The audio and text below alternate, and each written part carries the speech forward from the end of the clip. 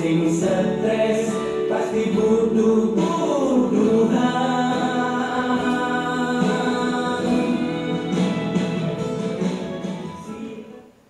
Panitia ini ada-ada saja, tapi lagu pengantar tadi sangat pas dengan tema kita kali ini. Sebelumnya, terima kasih atas kesempatan yang sudah diberikan kepada saya. Selamat datang hadirin sekalian, baik yang terlihat maupun yang tidak terlihat. Semua kesempatan yang sangat luar biasa saya bisa berbagi pada seminar hari ini. Setelah melakukan riset yang cukup panjang, hari ini saya akan berbagi dan menjawab pertanyaan-pertanyaan kalian. Seperti info yang hadirin terima, sehingga hadirin memutuskan untuk hadir hari ini. Kali ini kita akan membahas mengenai leak.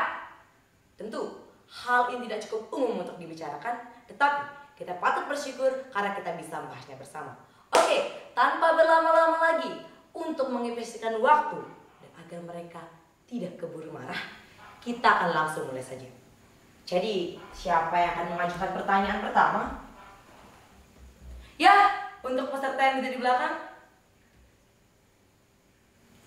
Bagaimana awal mula bisa tertarik dengan leak? Oke, untuk pertanyaan pertama rasanya cukup standar dan pas dalam setiap seminar. Jadi, ketertarikan ini dimulai sejak saya kecil, bahkan sebelum saya mulai bersekolah. Kata leak selalu terlintas dan terdengar di kehidupan sehari-hari saya, dan memupuk rasa penasaran saya hingga saat ini. Misal, saat remaja-remaja nongkrong di Bali Banja, di waktu-waktu tertentu selalu terdengar ungkapan, "Leak Ibu Gong," atau "Panak leak," atau saat ibu-ibu ngobrol di warung selalu terdengar ungkapan, "Nenek tua itu bisa ngeleak. Oh, wajar saja dia belum meninggal, dia bisa ngeleak. Oh ya, cucu cowoknya baru saja meninggal loh." Atau ungkapan serupa lainnya. Bahkan ada juga yang mengaitkan dengan warna. Leak, bar. Ya, kalimat-kalimat inilah yang terus memupuk rasa penasaran saya hingga saya terus menggali jawaban atas setiap rasa penasaran saya ini. Bagaimana untuk pertanyaan pertama? Sudah pas ya? Oke, kita lanjut saja ke pertanyaan berikutnya. Ya, untuk peserta yang duduk di sisi kiri sepertinya sudah cukup antusias. Silakan pertanyaannya. Oke, mengenai bagaimana proses pencarian jawaban atas pertanyaan-pertanyaan tentang leak yang muncul ya. Seperti yang sudah saya sampaikan di awal, saya sudah melakukan riset yang cukup panjang bahkan sampai hari ini.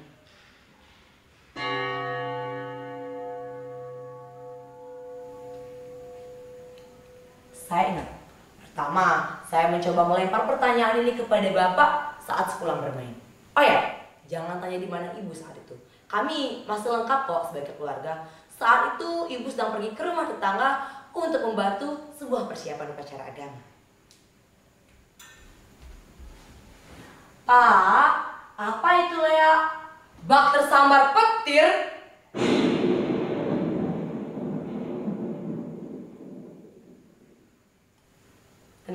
Tenang hadirin sekalian.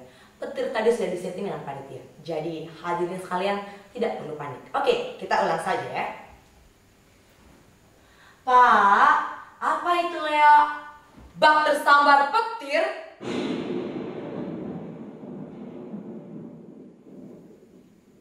Bapak kaget saat itu. "Kenapa kamu bertanya mengenai leak?" "Iya Pak, soalnya waktu main sama teman-teman banyak yang ngomong pakai leak-leak gitu." Jadi ini, leak sering digunakan sebagai umpatan. Terkesan kasar, namun mengakrabkan juga dalam pergaulan. Tetapi kamu tidak boleh sembarangan berbicara tentang leak ya. Itu tidak baik, apalagi kamu perempuan. "Tapi Pak, aku pernah dengar Ibu ngomong pakai leak-leak gitu waktu ngobrol sama ibu-ibu yang lain."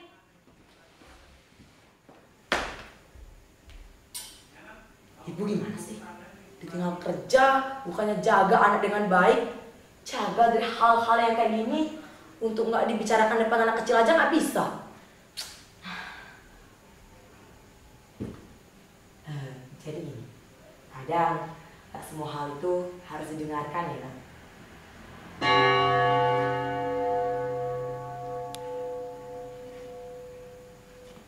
Ya, saat itulah awal mula proses pencarian jawaban ini. Besoknya, akhirnya saya ikut bersama ibu ke rumah tetangga saat gotong royong untuk melanjutkan upacara yang sebelumnya belum selesai. Nah, biasanya saat kegiatan semacam ini, anak-anak dari ibu-ibu yang lain ikut juga. Jadi, saya pun ikut untuk bisa bermain dengan anak-anak yang lain.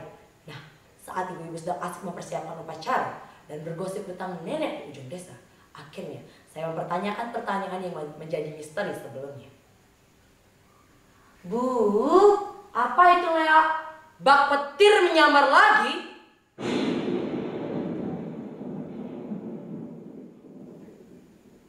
Tapi kali ini tentunya pertanyaan ini mengagetkan ibu dan juga orang lain di sekitar yang mendengar pertanyaan ini.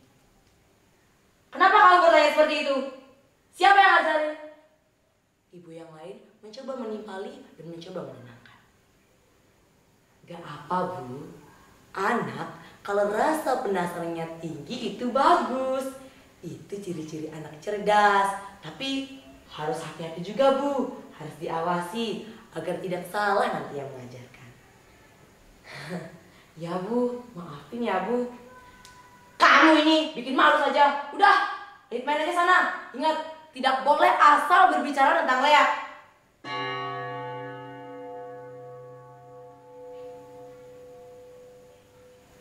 Ya, ternyata pertanyaan ini memang menjadi cukup sulit untuk dijawab oleh sebagian orang. Sangat wajar jika hadirin sekalian masih sangat kebingungan. Tapi proses pencarian jawaban dan riset ini belum selesai. Di rumah, nenek melihat wajah saya yang cukup gelisah karena saya belum mendapatkan jawaban dari pertanyaan ini.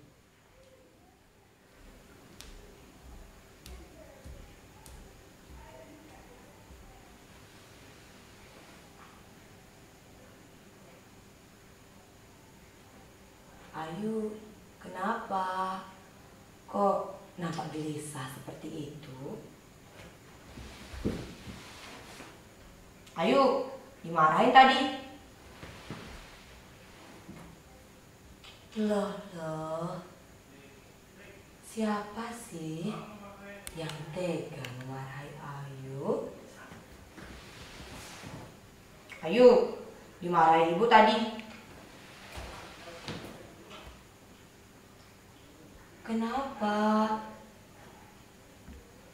Ayu nakal. Tadi Ayu nanya tentang Lea ke ibu waktu gotong royong di rumah Bu Dina. Salah ya, Nek? Oh, gitu. Ya, bagus dong. Ayu punya rasa penasaran yang tinggi. Tidak sepenuhnya salah. Tapi kadang setiap pertanyaan juga memiliki tempatnya masing-masing. Mungkin pertanyaan Ayu tadi tidak tepat ditanyakan di sana. Terus, nenek tahu apa itu Lea? Apa benar nenek yang di ujung desa itu bisa ngeliat? Atau nenek juga bisa ngeliat? Ayu, ilmu Lea itu bisa untuk hal yang baik dan juga hal yang buruk. Tergantung yang menggunakan. Kita tidak pernah tahu bagaimana perasaan orang.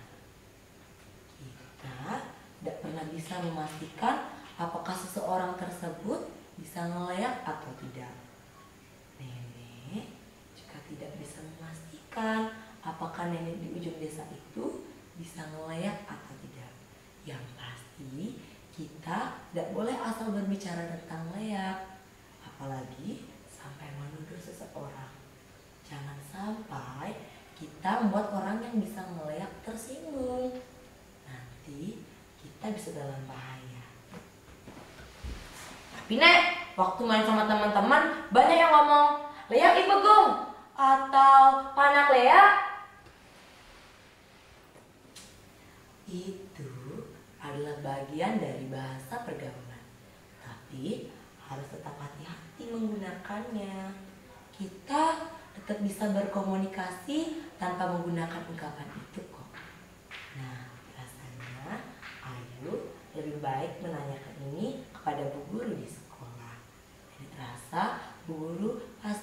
menjelaskan yang lebih baik daripada nenek.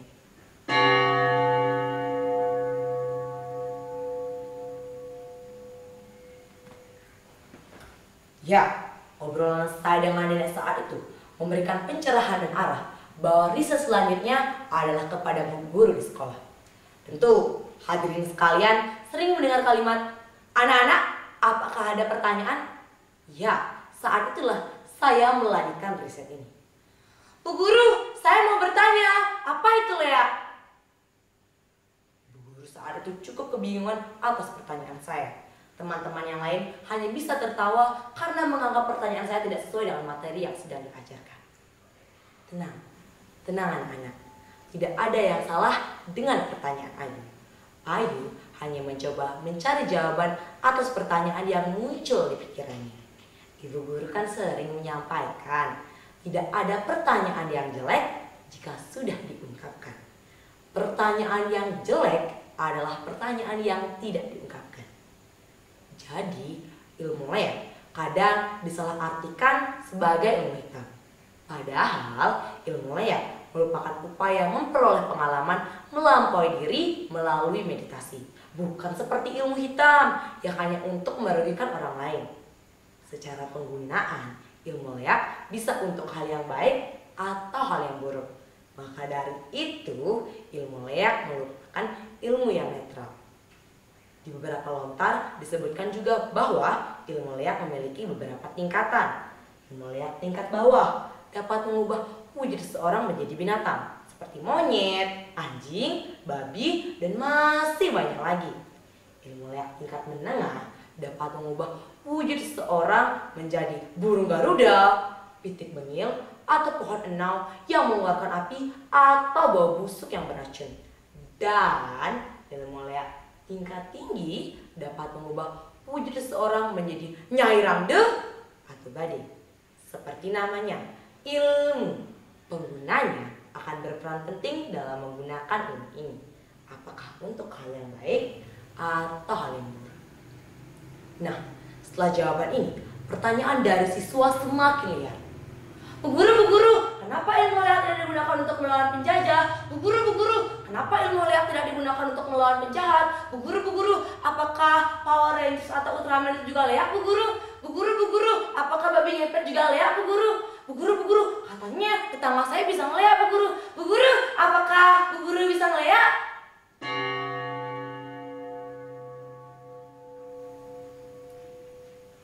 Wajah bu guru memerah.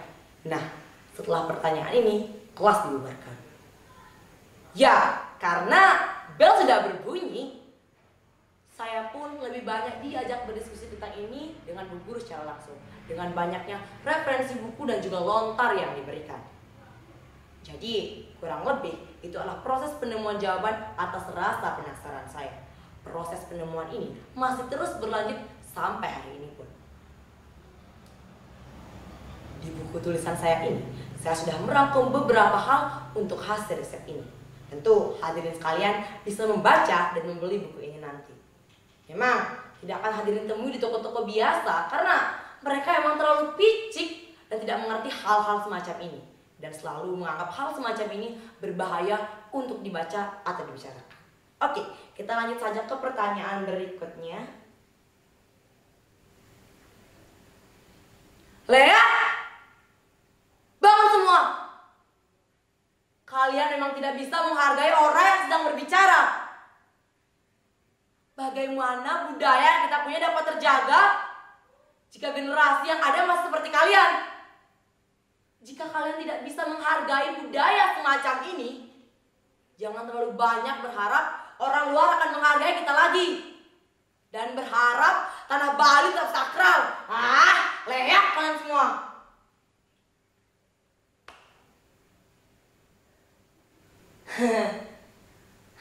Sudah jadwal minum obat ya. Saya minta waktu sebentar untuk menutup seminar saya ini ya.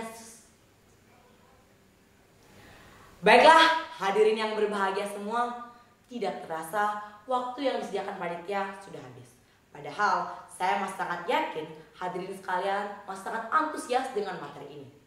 Jangan lupa bagi yang berminat, buku saya dapat dibeli dengan menghubungi saya langsung atau ke panitia. Terima kasih atas antusias hadirin sekalian. Mudah-mudahan dapat menginspirasi, syukur-syukur bisa berprestasi seperti saya. Sampai berjumpa di seminar berikutnya dengan topik yang sama.